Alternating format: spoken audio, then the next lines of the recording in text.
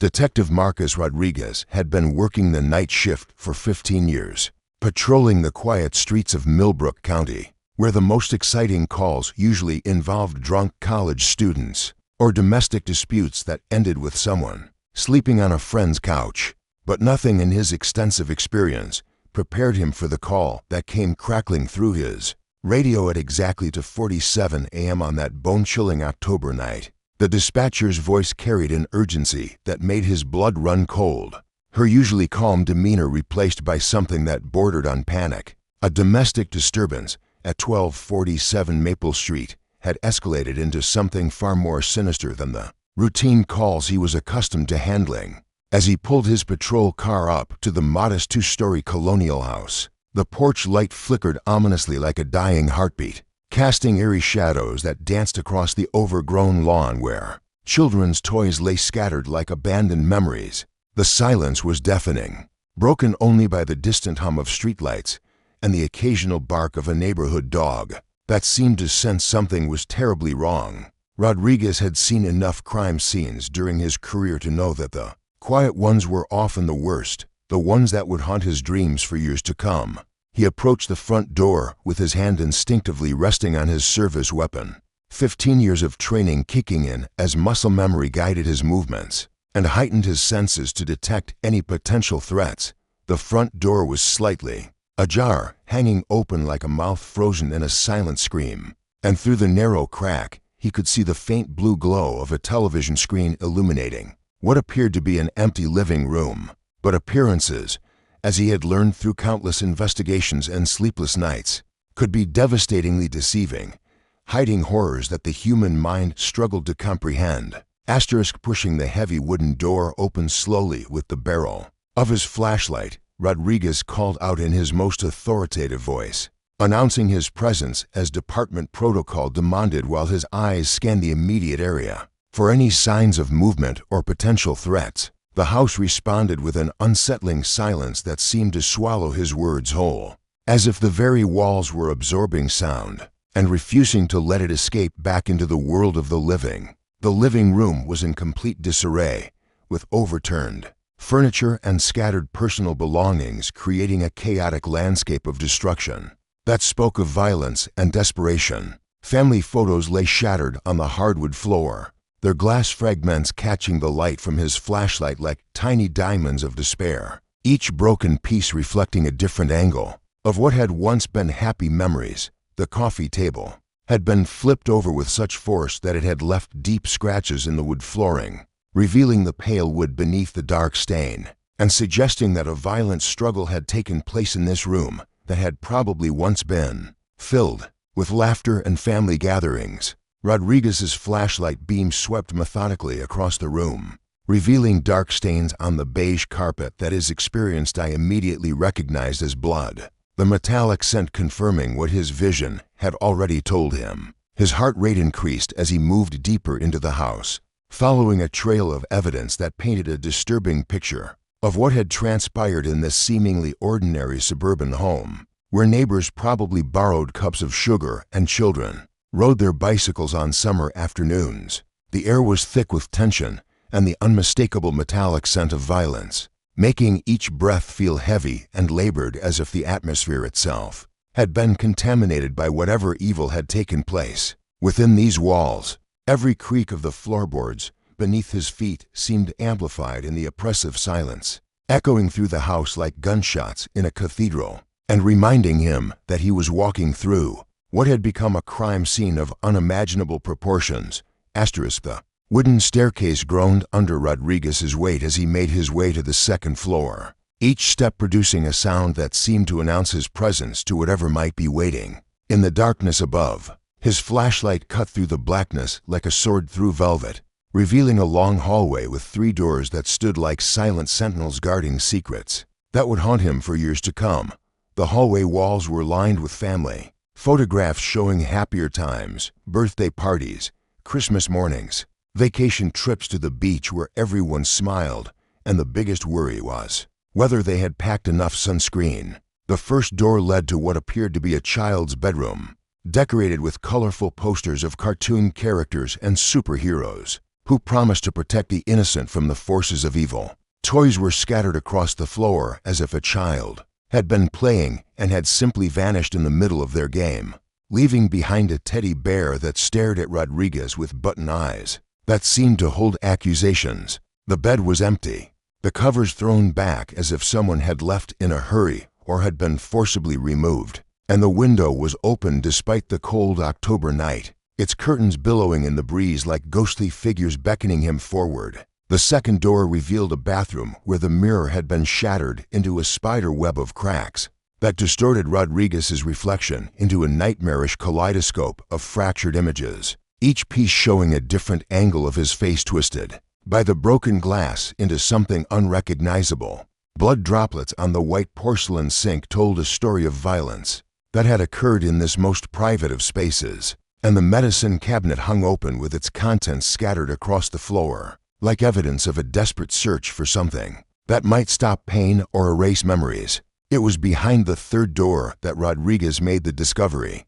that would forever change his perspective on human nature and the capacity for evil that could hide behind the most ordinary facades. The master bedroom contained a scene so disturbing that even his seasoned eyes, which had witnessed countless crimes and tragedies, had trouble processing what he was seeing spread across the walls, like a madman's manifesto. Asterisk as Rodriguez examined the bizarre display more closely, his flashlight beam revealing details that became more disturbing with each passing second. He began to understand the true scope of what he was dealing with, and realized that this was no ordinary domestic violence case. The walls were covered from floor to ceiling with what appeared to be newspaper clippings, photographs, handwritten notes, and documents connected by red string in a pattern that suggested months, perhaps years, of obsessive planning and meticulous research. The newspaper clippings were all related to missing persons cases, dating back over a decade,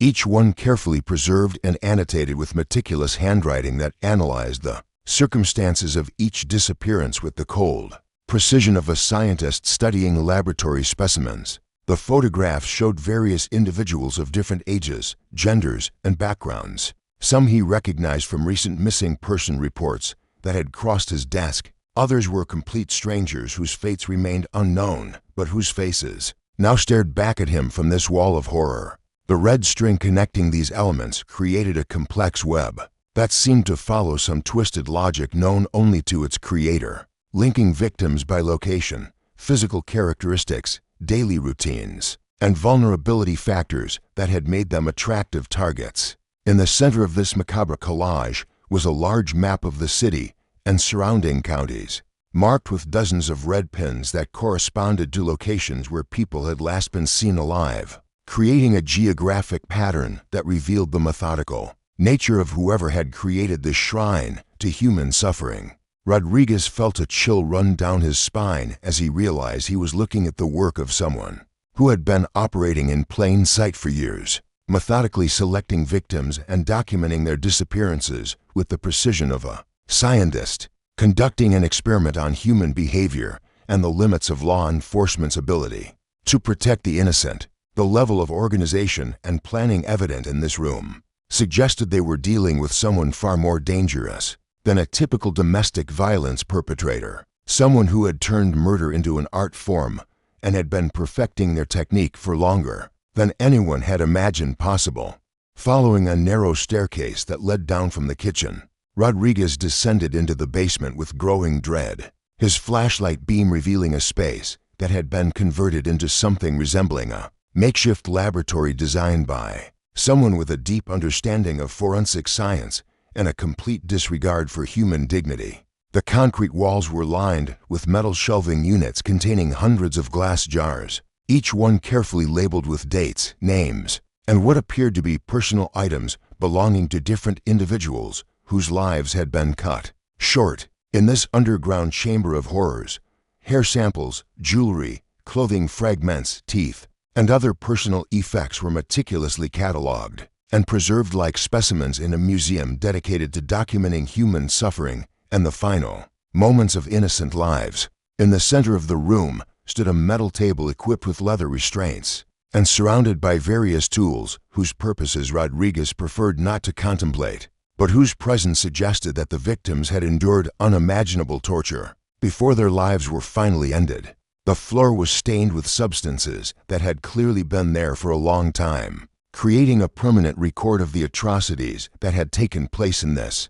underground chamber where screams would never be heard by neighbors or passers-by. A series of video cameras mounted on tripods at different angles suggested that these acts of violence had been recorded from multiple perspectives, creating a digital archive of suffering that would serve as evidence in what was certain to become one of the most disturbing cases in the department's history. The smell in the basement was overwhelming, a mixture of industrial chemicals, human decay, and something else that Rodriguez couldn't quite identify but knew he would never forget. An odor that seemed to penetrate his clothing and skin and would haunt him every time he closed his eyes. Along one wall, he discovered a workbench equipped with power tools, bone saws, and other implements that suggested the perpetrator had not only killed his victims, but had also dismembered their bodies with the skill of someone who had extensive knowledge of human anatomy and had performed these procedures many times before.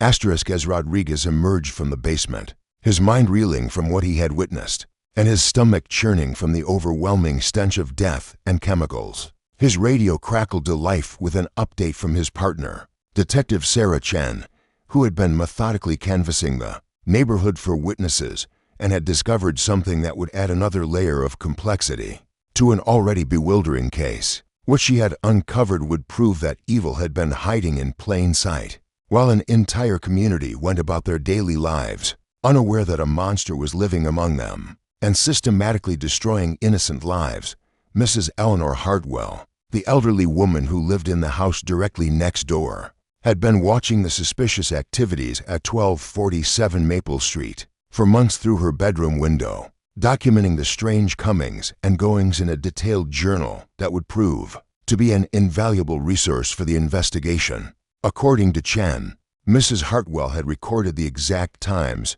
when people entered the house, but never seemed to leave. The late-night sounds of construction and power tools coming from the basement that continued for hours at a time, and the frequent visits from individuals who matched the descriptions of several people who had been reported missing over the past 2 years. The elderly woman had been too frightened to contact the police, convinced that no one would believe her stories about her seemingly normal neighbor, who always waved politely when he saw her working in her garden and who had even helped her carry groceries from her car on several occasions. Her journal contained detailed sketches of license plates, physical descriptions of visitors, and a timeline of events that would prove invaluable to the investigation and would help establish a pattern of behavior that had been developing over several years. Rodriguez realized that they had stumbled upon something far larger than a single incident, a criminal enterprise that had been operating under the noses of law enforcement for years,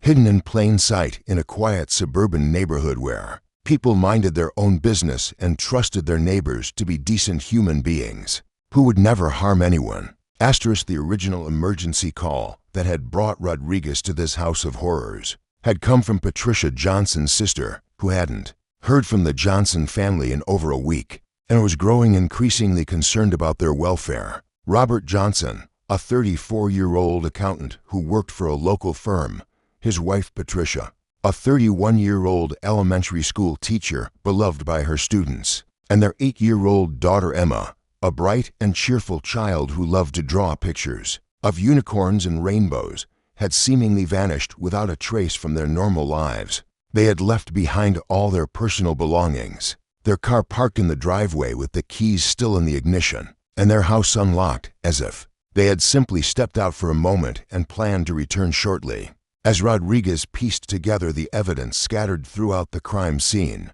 a disturbing picture began to emerge of a family that had been specifically targeted and systematically stalked by someone who had been watching them for months, studying their daily routines and identifying their vulnerabilities with the patience of a predator, waiting for the perfect moment to strike. Security footage from a nearby convenience store showed Robert Johnson having what appeared to be a friendly conversation with a man matching the description of the house's owner. Just 3 days before the family disappeared, the interaction, appearing casual and neighborly to anyone who might have been watching, The man had approached Johnson under the pretense of being a new neighbor who was looking for recommendations about local schools for his own children, engaging him in casual conversation while subtly gathering information about the family's schedule habits and security measures. Patricia Johnson's sister had received a text message from Patricia's phone at 3:17 a.m. saying the family was taking an unexpected vacation to visit relatives in another state, but the language and tone were completely out of character for her normally detail-oriented sister who always planned trips weeks in advance and never traveled without informing her employer and making arrangements for her students. The message had been sent at a time when Patricia would normally be sound asleep, suggesting that someone else had used her phone to buy time before the disappearance would be reported to authorities and an investigation would begin. Working closely with the department's cybercrime unit, Rodriguez began to uncover a digital footprint that revealed the true extent of the perpetrator's activities and painted a picture of someone who had been using technology to facilitate his crimes for years. The suspect, identified through fingerprints and DNA evidence as Thomas Brennan, a 42-year-old unemployed former security guard who had been fired from his last job for inappropriate behavior toward female employees, had been using multiple online identities to research potential victims and communicate with others who shared his twisted interests in violence and human suffering. His computer, which had been hidden in a secret compartment behind a false wall in the basement, contained thousands of files documenting his surveillance activities, including photographs taken with telephoto lenses from various vantage points around the city, detailed notes about his target's daily routines written with the precision of a military intelligence report, and correspondence with individuals across the country who appeared to be engaged in similar activities. The investigation revealed that Brennan had been part of an underground network of predators who shared information, techniques, and even victims through encrypted communication channels on the dark web, creating a community of like-minded individuals who encouraged each other's criminal behavior and provided support for evading law enforcement detection. His online activities showed a gradual escalation from voyeuristic behavior and online stalking to more direct contact with potential victims, culminating in the systematic abduction, torture, and murder of at least 12 individuals over a 5-year period that had gone undetected by law enforcement agencies. The digital evidence painted a picture of a man who had become increasingly bold and confident in his ability to operate without detection, viewing his crimes as a form of performance art that deserved to be documented and shared with like-minded individuals who would appreciate the skill and creativity involved in his work. His computer also contained detailed floor plans of dozens of homes in the area, suggesting that he had been planning future attacks and had identified numerous potential victims who were still in danger as long as he remained free. With Brennan's identity confirmed through multiple sources of evidence and his methods thoroughly understood by the investigative team, Rodriguez and his colleagues launched a massive manhunt that would span multiple states and involve dozens of law enforcement agencies working around the clock to track down one of the most dangerous fugitives in recent memory. The suspect had fled the scene approximately 6 hours before the police arrived, according to Mrs. Hartwell's testimony, but he had left behind enough evidence to ensure that he would never be able to return to his normal life or blend back into society without being recognized. His photograph was immediately distributed to every police department, sheriff's office, border patrol station, and airport security checkpoint in the country, while his financial records were placed under constant surveillance for any activity that might reveal his current location or future plans. The investigation revealed that Brennan had been preparing for this eventuality for months, establishing safe houses in remote locations across 3 different states and accumulating resources that would allow him to remain hidden for an extended period without needing to surface for supplies or assistance. He had studied the techniques used by other fugitives who had successfully evaded capture for extended periods, learning from their mistakes and developing contingency plans that demonstrated a level of preparation that was both impressive and deeply terrifying to the law enforcement officers who were trying to track him down. Rodriguez found himself engaged in a deadly game of cat and mouse with a man who had proven himself capable of extraordinary patience and meticulous planning, qualities that made him one of the most dangerous fugitives the department had ever pursued and created a sense of urgency that drove the entire investigative team to work 18-hour days. The pressure to capture Brennan before he could claim more victims weighed heavily on Rodriguez's shoulders, driving him to push his physical and mental limits to their breaking point, while dealing with the constant fear that somewhere out there, innocent people were in immediate danger from a predator who had already demonstrated his willingness and ability to kill without remorse or hesitation.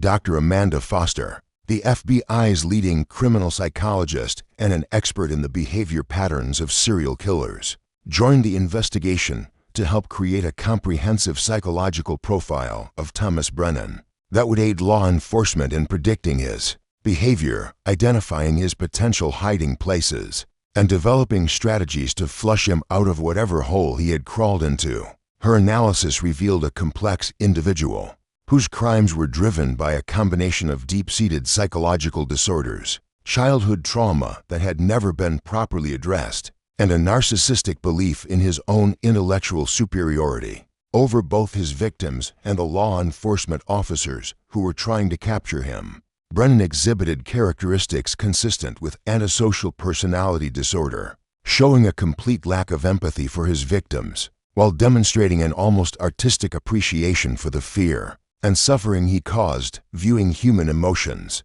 as raw materials to be manipulated and exploited for his own gratification. His meticulous documentation of his crimes, including detailed written descriptions of his victims' final moments and high-definition video recordings of their torture and death, suggested that he viewed himself as a collector of human experiences, preserving moments of terror and despair like a curator in a museum dedicated to documenting the darkest aspects of human nature. Dr. Foster's profile indicated that Brennan would likely attempt to continue his criminal activity, as even while being pursued by law enforcement, unable to resist the psychological compulsion that had driven him to commit his crimes in the first place, and unwilling to give up the sense of power and control that he derived from taking innocent lives. She warned that his narcissistic tendencies would eventually lead him to make contact with law enforcement or the media, seeking recognition for his work and validation of his perceived intellectual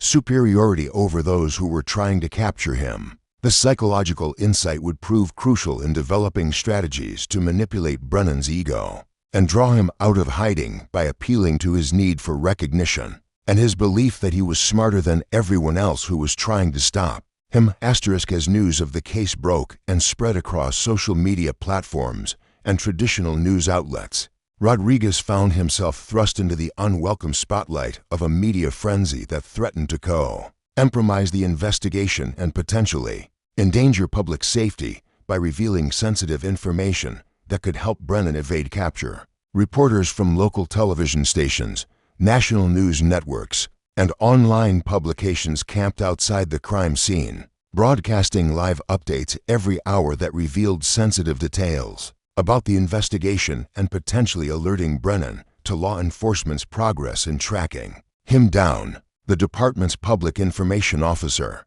a veteran detective named Captain Williams, who had dealt with high-profile cases before, worked around the clock to manage the flow of information to the media, carefully balancing the public's right to know about the danger in their community with the operational security requirements of an ongoing manhunt that required secrecy and misdirection to succeed. Rodriguez was forced to participate in press conferences and television interviews, carefully choosing his words to avoid revealing tactical information, while still maintaining public confidence in law enforcement's ability to resolve the case and protect innocent citizens from a dangerous predator. The media attention brought both significant benefits and serious challenges to the investigation, generating thousands of tips from concerned citizens who thought they had seen Brennan or noticed suspicious activity in their neighborhoods, but also creating a flood of false leads that had to be investigated and eliminated,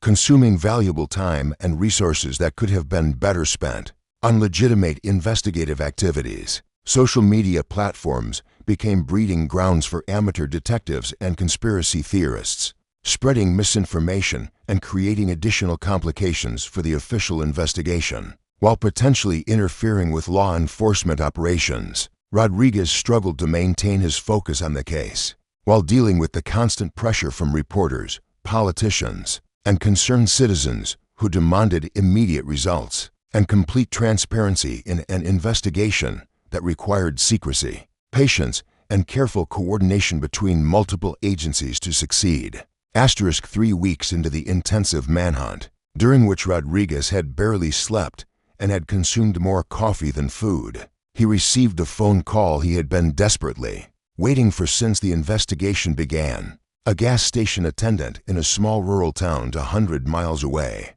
had recognized Brennan from the wanted posters that had been distributed to every business in a 5-state area and had contacted local police after serving him coffee and sandwiches. During the early morning hours, the attendant, a former military police officer named Jake Morrison, who had served 2 tours in Afghanistan and had developed an eye for spotting suspicious behavior, had noticed Brennan's nervous demeanor and the way he kept checking the parking lot through the window as if expecting to be followed or surrounded by law enforcement officers. Morrison had discreetly photographed Brennan's license plate and vehicle description using his cell phone, providing law enforcement with the first confirmed sighting of the fugitive since he had fled from his house of horrors 3 weeks earlier. The vehicle, a stolen pickup truck with false plates that Brennan had apparently been using to travel between safe houses, was spotted by state police patrol units within hours of Morrison's report,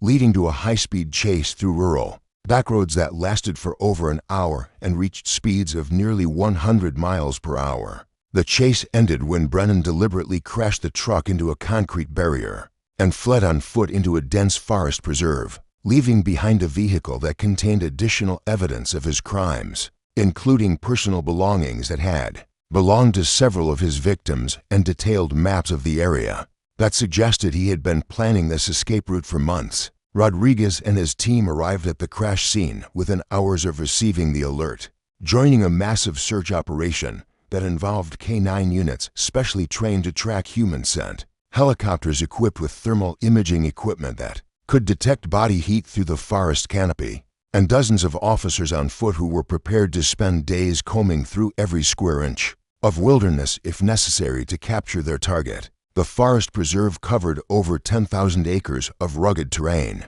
providing countless hiding places for a fugitive who had demonstrated his ability to survive in harsh conditions and his willingness to do whatever was necessary to avoid capture. The search through the forest preserve became a grueling test of endurance and determination that pushed Rodriguez and his team to their physical and mental limits, while testing every skill they had learned during their law enforcement careers. The terrain was treacherous and unforgiving, filled with steep ravines that could easily break an ankle in the darkness, dense undergrowth that tore at clothing and skin, and rocky outcroppings that provided countless hiding places for a desperate fugitive who had nothing left to lose and everything to gain by evading capture. Brennan had chosen his escape route with the same meticulous planning that had characterized his criminal activities, leading the search teams through areas where vehicles couldn't follow and helicopters couldn't maintain visual contact through the thick canopy of trees that blocked thermal imaging equipment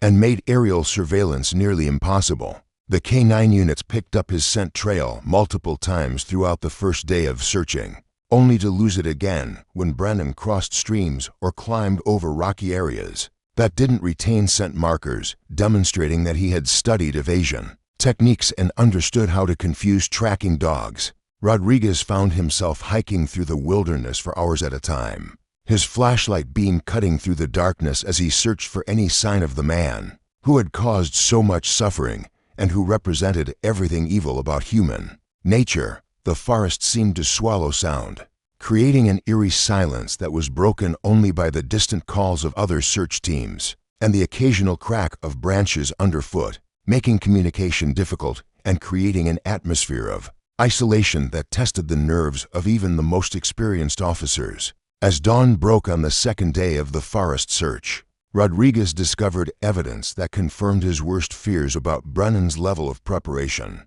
A carefully concealed cache of supplies that included enough food and water to last for weeks, camping equipment that would allow him to survive in harsh weather conditions, and a detailed topographical map of the area marked with potential escape routes and hiding places that suggested he had been planning for this possibility for months. The discovery confirmed that Brennan's planning had extended far beyond his criminal activities, encompassing detailed contingency plans for evading capture that demonstrated a level of preparation that was both impressive and deeply disturbing to the law enforcement officers who were risking their lives to bring him to justice. On the third day of the intensive forest search, when exhaustion was beginning to take its toll on the search teams, and some officials were suggesting that they might need to expand the search area or consider the possibility that Brennan had somehow escaped the forest preserve, Rodriguez found himself separated from the main search teams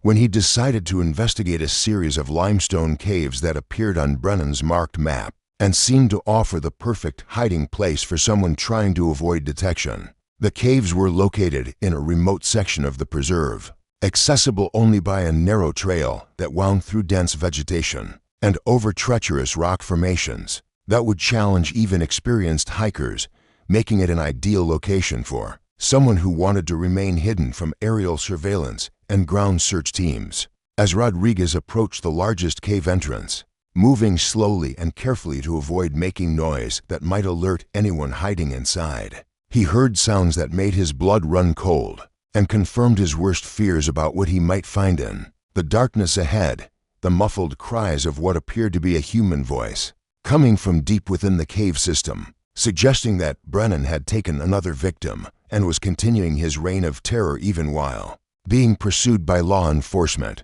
drawing his service weapon and calling for backup on his radio. Though he knew it would take at least 30 minutes for other officers to reach his location, Rodriguez entered the cave with only his flashlight to guide him through the darkness and his training to keep him alive in what was certain to be a dangerous confrontation. The cave tunnels were narrow and winding, forcing him to crawl through sections where the ceiling dropped to just a few feet above the ground, and making it impossible to move quickly or maintain radio contact with the outside world.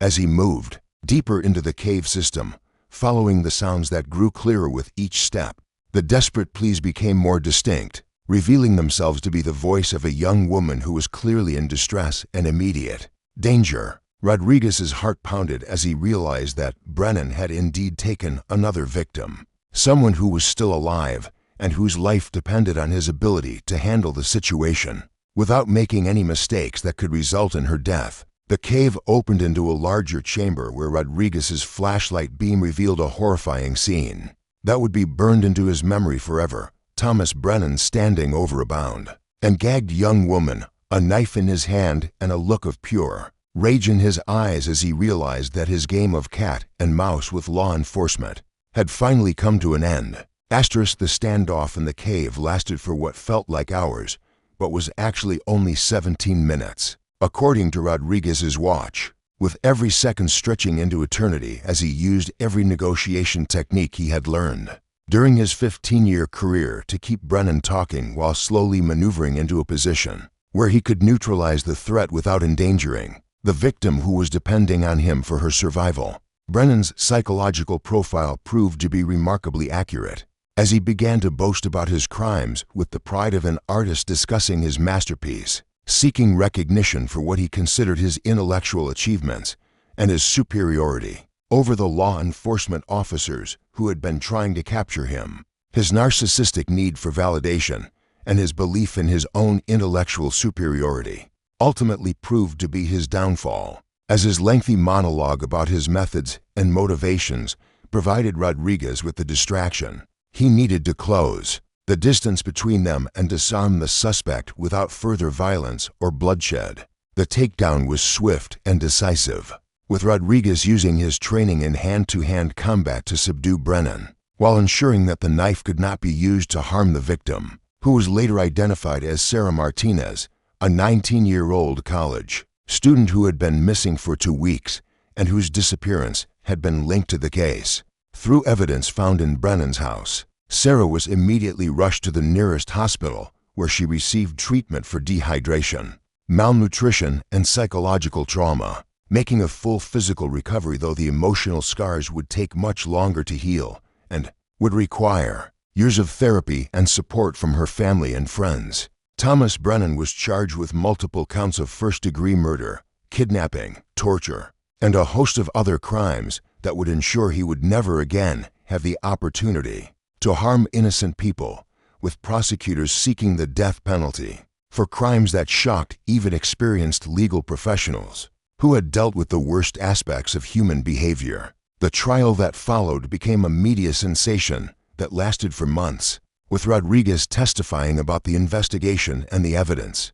that had led to Brennan's capture, while defense attorneys attempted unsuccessfully to argue that their client was mentally ill and not responsible for his actions. As he sat in the courtroom listening to the guilty verdicts being read on all counts, Rodriguez reflected on the case that had consumed months of his life and forever changed his perspective on the capacity for evil that exists in seemingly ordinary people who live among us in our communities. The families of the victims finally had the closure they had been seeking, but Rodriguez knew that the memories of what he had seen in that house, on Maple Street, and in the cave where he had confronted Brennan would stay with him for the rest of his career and beyond. In the weeks following Brennan's capture and conviction, Rodriguez found himself leading a massive investigation into the full extent of the serial killer's activities, working with federal agents and law enforcement officers from multiple states to identify additional victims and solve cold cases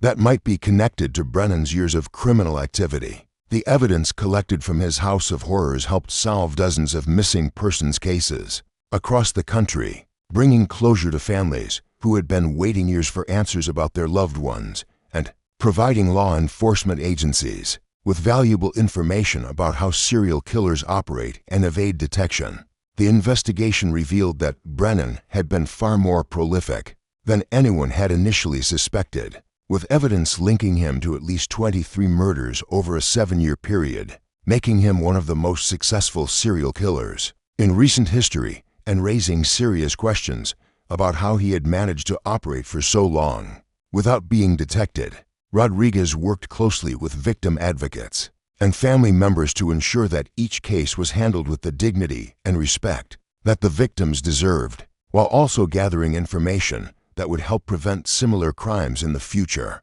The case led to significant changes in law enforcement procedures, including improved protocols for investigating missing persons cases, better coordination between agencies when dealing with serial offenders, and enhanced training for officers who might encounter similar situations in their careers. Rodriguez was promoted to lieutenant in recognition of his outstanding work on the case and his dedication to bringing justice to the victims and their families, eventually becoming the head of the department's major crimes unit, where he used the lessons learned from the Brennan case to train a new generation of detectives. He never forgot the victims whose lives had been cut short by Brennan's twisted obsessions, and he made sure that their stories were told with the dignity and respect they deserved, establishing a memorial fund that provided support for the families of violent crime victims and funding for programs designed to prevent similar tragedies. In the future,